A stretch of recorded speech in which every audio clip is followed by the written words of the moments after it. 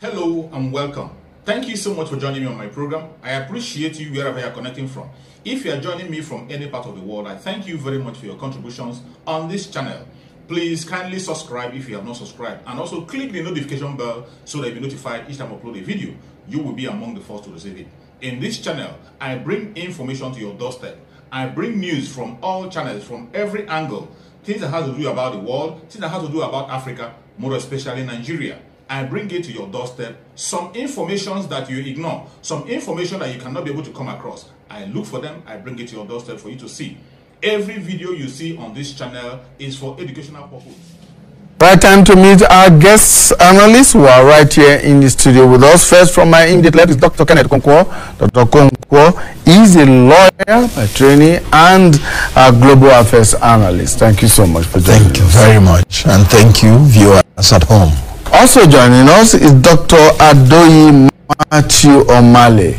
Dr. Omale is an international affairs analyst and he teaches at the Base University here in the nation's capital, Abuja.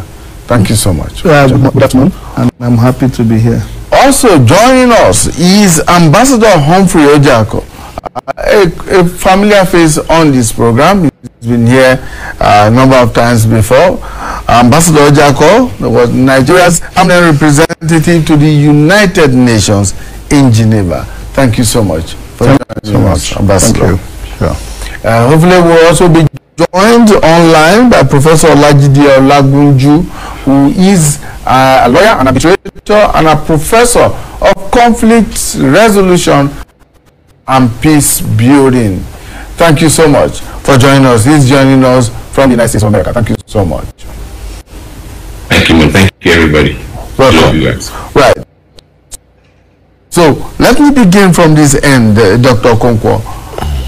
How would you describe the status of global peace and international security today? Well, the status can speak for itself. It is tattered, it is shattered, and it is unfortunate.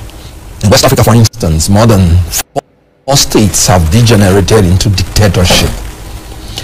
In South Asia, you see how the threat of war between China and Taiwan is becoming increasingly imminent.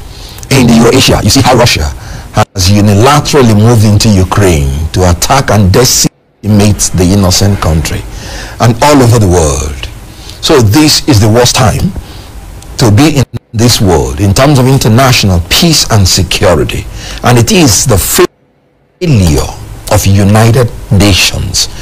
And this failure has always had its prospects from beginning, from the way the organization was formed, from the way members we are made to be more equal than others and made to be above the law. I want to tell you by assertion that most of the international problems we have in this world take its origin from the 5 permanent members of the Security Council, whom I always describe as being above the law.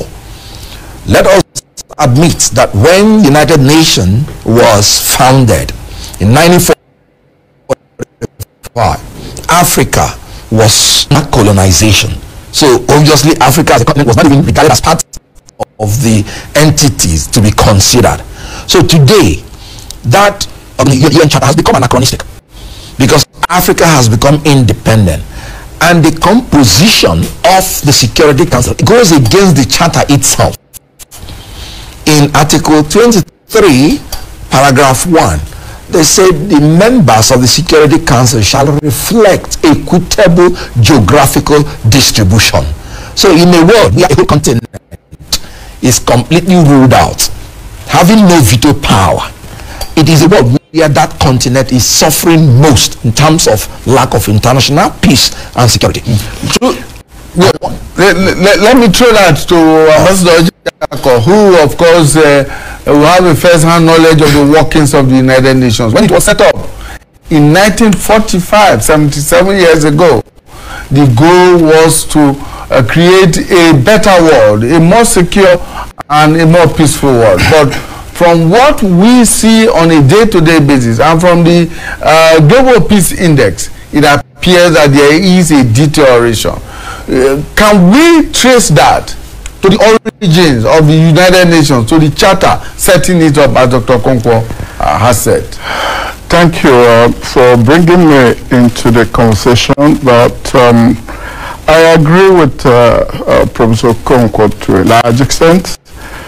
The United Nations, as we all know, was established after the Second World War to guarantee global peace and security. That's its main objective, which he has explained. So, in that sense, if it is not living up to that bidding, we could say yes, the United Nations is not fulfilling the role for which it was created. However, it will be stretching it a bit to suggest that the United Nations is the cause of the various conflicts and instabilities that are racking the world at the moment. It is nations, member countries, that make up the United Nations. It is what they decide that becomes international regulating principles and laws. If they created the 5 permanent members, it was for a purpose. The purpose was to ensure that powers who could disrupt things were the powers who were in charge of things, so that things would not be disrupted. You can argue that that decision was based on the principle of those who were powerful, nuclear power countries and all of that, and they were supposed to be the guarantors of the peace. That may be a bit faulty, because if any of them turned rogue at any time, if any of them reneged or wielded the veto, the world was automatically incapacitated to do anything. And that is the point the Professor Okonkwo has made, which I agree completely. However, the question of Africa, he also observed Africa came late into the business of United Nations politics and diplomacy, simply because most of the African countries were still colonies under the colonial masters. So now, yes, there is agitation for a permanent seat in the UN Security Council for an African country or two.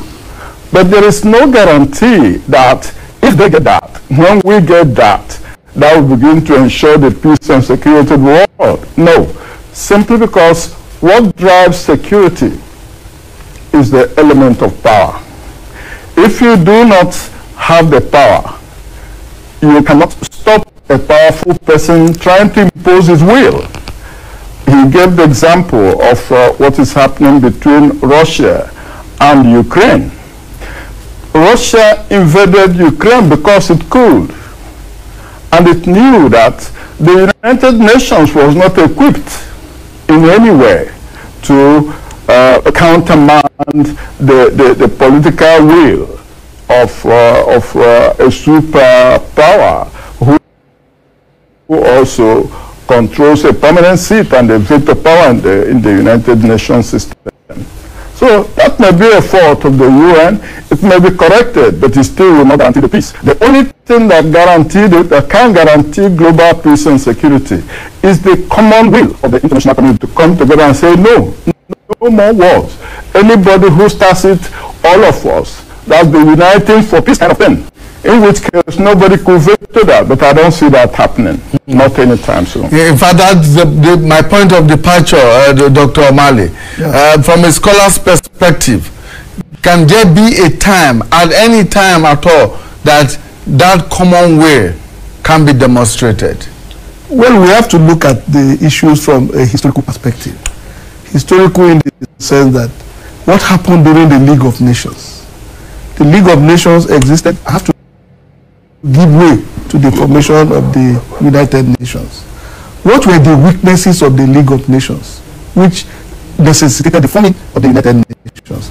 The League of Nations was essentially weak because it failed to arrest the crisis that led to the Second World War. Appeasement failed.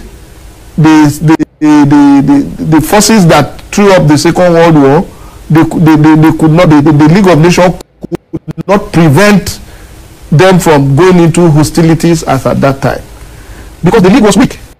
The League was weak due to a lot of factors which some of the panelists here have enumerated. One, lack of enforcement mechanism for the League's decision. That lack of enforcement mechanism for the League decision is still plaguing the United Nations. The United Nations will pass resolutions upon resolutions upon resolution. Don't forget that the United Nations does not have a standing force like a law enforcement organ where they will say, okay, if you refuse, you are arrested and jailed. The League of Nations suffered from that lacuna before, and we thought that with the coming of the United Nations, it was going to be resolved. During the League of Nations, one of the things that led to the failure of the League of Nations was the provision that countries can go to war as long as they are defending their national interest, their self-interest. When the United Nations came on board, said no, under no condition must you violate the territorial sovereignty of any nation. But up to today, there's no enforcement mechanism. Countries have been violating the sovereignty of countries without anybody calling them to question. Only in instances where America, who assumed the position of the policeman of the world, it's only when they decide to write to say, no, we are not going to tolerate this. And then maybe they will serve as the enforcement agent of the United Nations decisions. When the Americans intervened in Iraq, we didn't see the United Nations moving as a collective body. Though we have collective security under the United Nations, the system of collective security, it has been largely seen that it's not effective. Apart from isolated cases of peacekeeping, the collective security system has not really led to stopping hostilities or stopping wars. Well, Professor Olagunju, let's take it up from there and to ask this question. What exactly do you think, apart from the weaknesses that have been outlined in the UN Charter and in the UN as a body, what makes it possible for the escalation of conflicts and wars around the world today? Is it that the human nature has come to bear, in the sense that more and more countries and more leaders around the world are becoming more war conscious? Or is it to say, for instance, that the procurement of arms, the arms race that we have seen in the last 77 years is of course very frightening and a very mad one at that? Is it that it bolsters the economy of certain countries, and that is why we are seeing more and more people and more countries resorting to arms? Thank you very much, and thanks for the introduction to the Global Peace Index. It's a very useful reference. But to answer your question, first, we need to remember that we must not only see conflict negatively, we must also see it positively. And the more we have conflict, the more we need to understand what is this thing called conflict.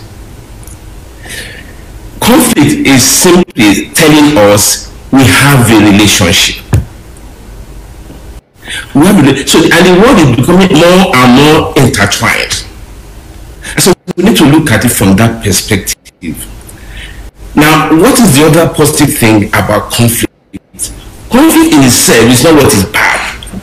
It's our inability to realize that behind conflict is a thermometer. Conflict is telling us there are needs of mankind that are not being met. It could be big, it could be small, but every time the need of mankind, either as individuals or nations, are not met, there will be conflict. We need to start at that, because otherwise we just demonize conflict and we get confused. Now, I think United Nations has tried its best within its limits. Men tend to be conservative, so I can understand why change to the United Nations structure is taking time. But the thing is, what is is responsible and what must we do? I think that what is responsible is failure of leadership at 3 levels: global, local, and individual. No matter how unimportant you think you are as an individual, you are very important. As a matter of fact, recent thinking on conflict management and conflict resolution and conflict management says that we have a multi-track diplomacy where you have government, you have business, you have academia, you have the private citizen, very important private citizen, individual, NGOs helping with conflict resolution, activists, religious organizations, foreign media. That is why you brought us a money. You are managing global and local conflict, and you've been doing that for many years, and I celebrate you for that. So to begin with that, every one of those sectors I mentioned, as you are doing your own here in the media, the other people need to know that they have responsibility. They have responsibility. Secondly, on the global leadership level, at the global leadership level, we need to know that 3 things must happen. There must be mutual respect. There's no nation that's more important than the other. We talk of big nations, and in that case, but every nation is important. So there must be mutual respect. Secondly, there must be equitable trade. If you go back to the global index, you see they talk about socio-economic structures. Now, if you give a nation's economy through inequitable global trade, you are bringing conflict. So global political and global leadership needs to promote equitable trade. And of course, genuine brother's keeper. You have to be your genuinely each other's brother's keeper as global leaders. Now, what does that entail? It means we have to remember that peace is not possible anywhere, except it is built everywhere. And 9/11 is a pointer to that. It was a very bitter thing for me, because in June 2011, I was in the US at the invitation of the US government. And everywhere I went, I said, what was going on was wrong. They abandoned the peace process. That was the Bush administration abandoned the peace process. I said, this is not hell. Of course, I couldn't have known 9/11 was coming. And then 3 months later, you had 9/11. What was the problem? The US, as at June 2011, was very peaceful. I mean, I could feel, I'm an expert in conflict and all that. There was palpable peace in the US. And it was built around what I told you about multi-track diplomacy. Every community you went in the US, you see everybody, media, education, academia, everybody pulling their weight, helping everybody in the community. So there was peace. This communal peace led to national peace in the US. Now, but what was the problem? There was peace in the USA, but there was no peace elsewhere. And the US at that point had abandoned Clinton's strategies about building peace, about intervening in the Middle East. And so they were attacked, because if you don't build peace everywhere, you cannot really be at peace. The second one is local political leadership, and that is in 3 phases. Okay, Professor, we'll come back to the economic factor much later. But I just want Dr. Okonkwo to respond to some of the issues that we have thrown up. The issues about failure of leadership has been responsible for conflicts and wars across the world. We are having more and more of conflicts and more of wars, not just in Africa, in Asia, even in Europe. Yes. Well, it goes back to what I said. There is nothing a leader can do beyond the laws available to execute, because you and I know that executives execute the law. United Nations, like I said before, is built on the offense of the basic natural justice. You cannot be a judge in your own cause.